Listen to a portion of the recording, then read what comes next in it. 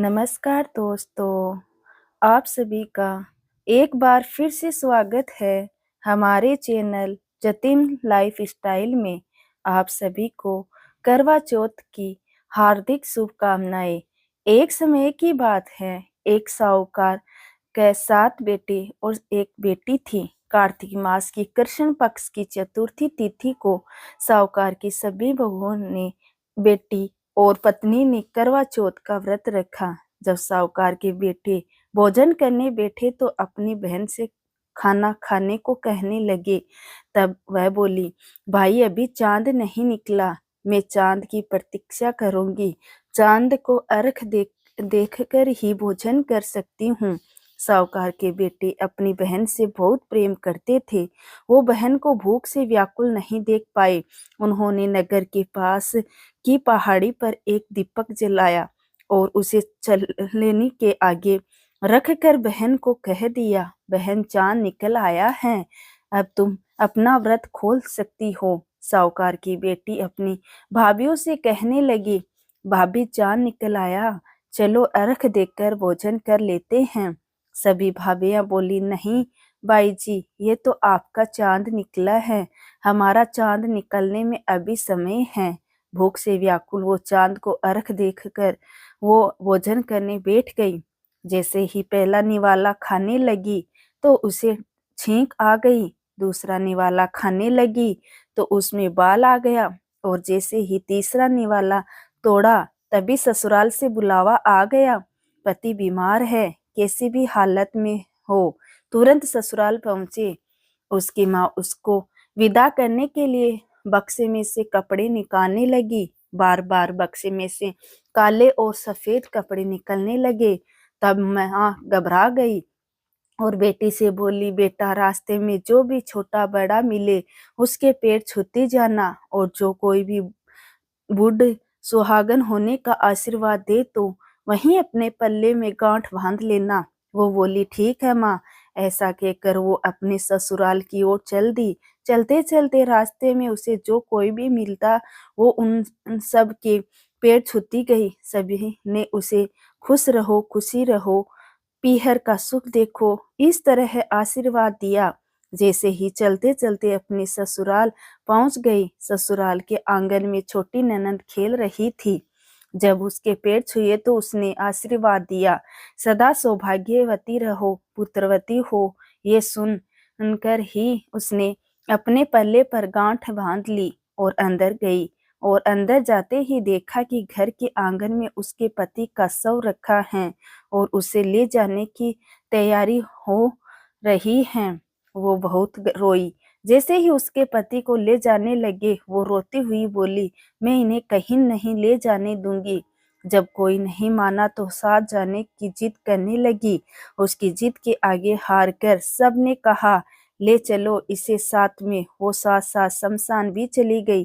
अंतिम संस्कार का समय हुआ तो वो बोली, मैं इन्हें नहीं जलाने दूंगी। यह देखकर सब कहने लगे, पहले तो अपने पति को खा गई, अब उसकी मिट्टी भी खराब कर रही है। लेकिन वो नहीं मानी, अपने पति को लेकर बैठ गई और रोने लगी। यह देखकर सभी बड़ों ने निर्णय लिया कि इसे यहीं एक झोपड़ी डलवा दो। वो उस झोपड़ी में अपने पति को लेकर रहने लगी। पति की साफ सफाई करती, उसके पास बैठी रहती। दिन में 2 बार उसकी छोटी ननद खाना देने आती थी। वो हर चौथ का व्रत करती, चांद को अर्घ देती और चौथ माता की कहानी सुनती। जब चौथ माता प्रकट होती और कहती, करो ले भाइयों की प्यारी, करो ले धनी बुखावणी, करो ले, तब वो उन चौथ माता से अपनी पति के प्राण मांगती। लेकिन वो उसे कहती, हमसे बड़ी चौथ माता आएगी, तब उनसे अपने पति के प्राण मांगना। एक एक करके सभी चौथ आई, सभी यह कहकर चली गई। अब अश्विन की चौथ माता बोली, तुझसे कार्तिक की बड़ी चौथ माता नाराज है, वहीं तेरा सुहाग तुझे लौटाएगी, तो उनके पैर मत छोड़ना और सुहाग का 16 श्रृंगार का सामान तैयार कर लेना। जब कार्तिक की बड़ी चौथ करवा चौथ आई तो उसने अपनी छोटी ननद से 16 श्रृंगार का सामान मंगवाया। जब सास को यह पता चला तो वो बोली, पागल हो गई है ये, जो मांगती हैं वो दे आओ। साहूकार की बेटी ने करवा चौथ का व्रत रखा, चांद को अर्घ दिया और ज्योत जलाई। जब चौथ माता प्रकट हुई तो बोली, करो ले भाइयों की प्यारी, करो ले दिन में चांद उगावनी, करो ले धनी बुखावनी, करो ले। उसने उनके पैर पकड़ लिए और बोली, माता मुझे मेरा सुहाग वापिस करो। तब चौथ माता बोली, तू तो बड़ी भूखी है, 7 भाइयों की प्यारी बहन है, सुहाग का तेरे लिए क्या काम। तब वो बोली, नहीं माता, मैं आपके पैर तब तक नहीं छोड़ूंगी जब तक का आप मेरा सुहाग वापस नहीं करती। अब चौथ माता ने एक एक करके उसके सुहाग का सामान मांगा। उसने सुहाग का सारा सामान चौथ माता को दे दिया। तब चौथ माता ने अपनी आंख से काजल निकाला, नाखूनों में से मेहंदी निकाली, मांग में से सिंदूर निकाला और उसे करवे में घोलकर छोटी अंगुली का छींटा दिया, जिससे उसका पति जीवित हो गया। चौथ माता जाते जाते उसकी झोपड़ी पर लात मार गई, जिससे उसकी झोपड़ी महल बन गई। उसका पति जीवित हो गया। जब छोटी ननद खाना लेकर आई तो देखा भाभी की झोपड़ी की जगह महल खड़ा है।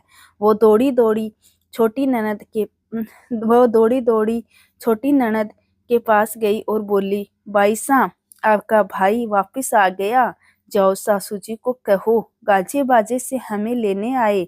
छोटी ननद दौड़ी दौड़ी माँ के पास गई और बोली, माँ भाई जिंदा हो गया।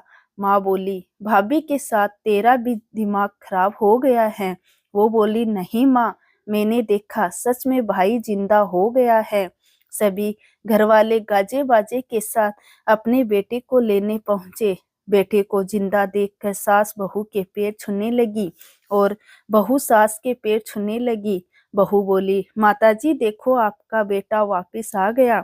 सास बोली, मैंने तो इस बेटे को साल भर पहले ही भेज दिया था, ये तो तेरे ही भाग्य से वापस आया है।